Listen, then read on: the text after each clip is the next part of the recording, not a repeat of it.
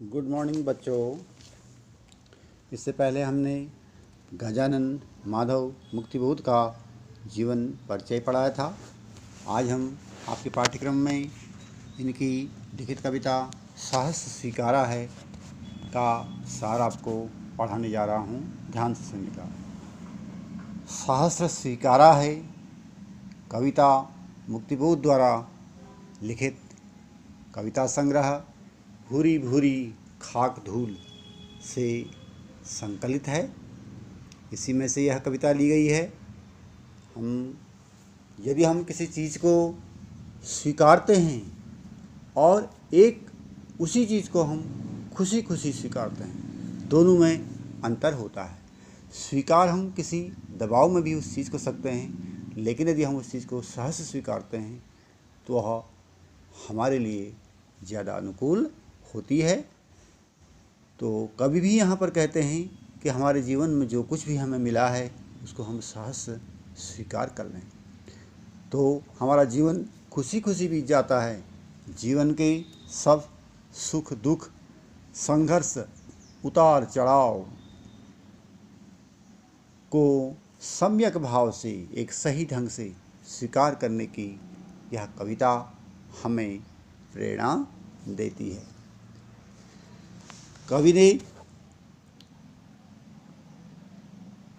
इस कविता के माध्यम से कहना चाहता है कि जहाँ से उसको यह प्रेरणा मिली, प्रेरणा के उस स्रोत तक हमें यह कविता ले जाती है। वह स्रोत कोई विशिष्ट व्यक्ति या सत्ता के साथ इसी सहजता के चलते चलते उसको स्वीकार कवि ने किया था।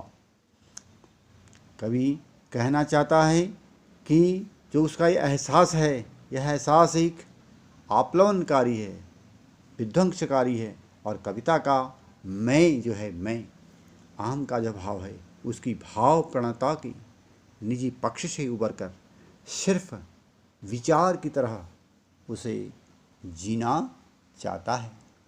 कवि कहता है कि वह विशिष्ट व्यक्ति या सत्ता भले ही आज उसके सामने नहीं है, किंतु उसके आसपास होने का एक एहसास है, वह उसे प्रतीत हो रहा है।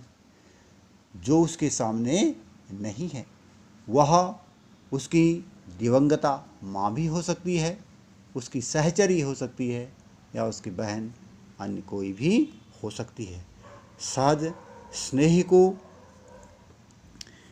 ऊष्मा जब विरह में अग्निशिखा सी उद्दीप्त हो उठती है, प्रज्वलित हो उठती है, तो थोड़ी थोड़ी एक निसंगता भी अनिवार्य हो जाती है और कवि चाहता है कि वह मुझे उस मोह से मुक्त मिले, मैं उस मोह से दूर हो जाऊं। कवि यह चाहने लगा है कि भूलने की जो प्रक्रिया है एक अमावस की तरह उसके भीतर इस तरह घटित हो कि चाँद जरा सा ओट हो ले।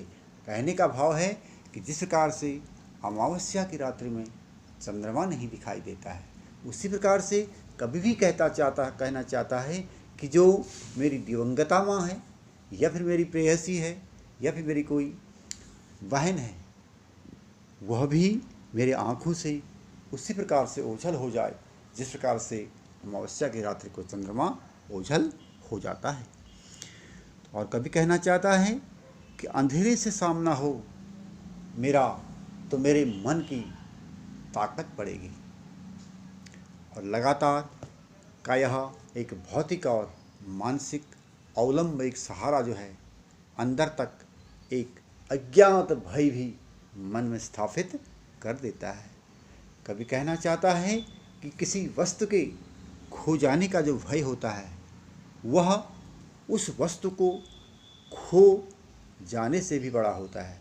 कहने का भाव यहाँ पर यह है कि अगर हम कोई चीज़ हमारी खो जाएगी, इस भय में अगर हम रहेंगे, इससे भी बड़ा क्या है कि खो जाने का जो भय है वह वस्तु अगर हमारी कोई खो गई तो उस भय से भी बड़ा है। यानी भय बड़ा है, किसी वस्तु के खो जाने से भय बड़ा है। दृढ़ता और उससे उत्पन्न कठोरता भी बड़े बड़े मानव मूल्य हैं।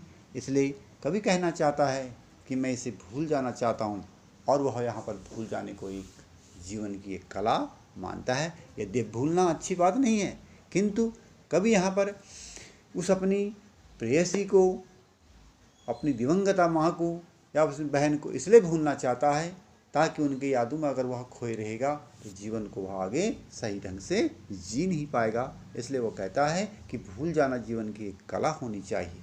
कवि इस कविता में भूलने को एक दंड के रूप में नहीं बल्कि एक पुरस्कार के रूप में मानता है। इस प्रकार से धुएं के बादल भी पूर्ण विस्मृति हमारे जीवन में घटित नहीं कर सकते हैं। कहीं न कहीं एक धुंधली तस्वीर हमारे मन में निरंतर बनी रहती है।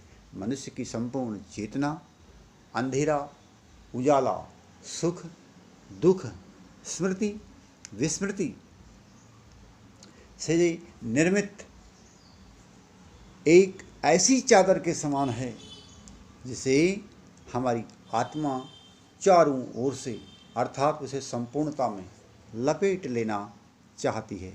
जीवन का निष्कर्ष इस कविता के माध्यम से यही है कि वहाँ किसी का कुछ नहीं, केवल उसकी एक परछाई मात्र है।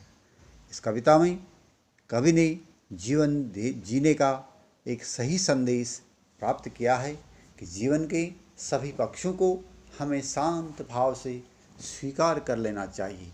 यही जीवन जीने की एक सच्ची कला है। यदि हम उस चीज़ को अनमने मन से स्वीकार करेंगे तो शायद हम अपने जीवन में प्रगति नहीं कर पाएंगे। इसलिए जो कुछ भी मुझे मिला है उसको अगर मैं साहस से स्वीकार कर लूँ और उससे मैं कौन सी अधिक अच्छा प्रयास कर सकता हूँ, क्या मैं अधिक प्राप्त कर सकता हूँ, यदि मैं इसके लिए प्रयत्न करूँ तो निश्चय ही मैं अपने जीवन को सफल बना सकता हूँ।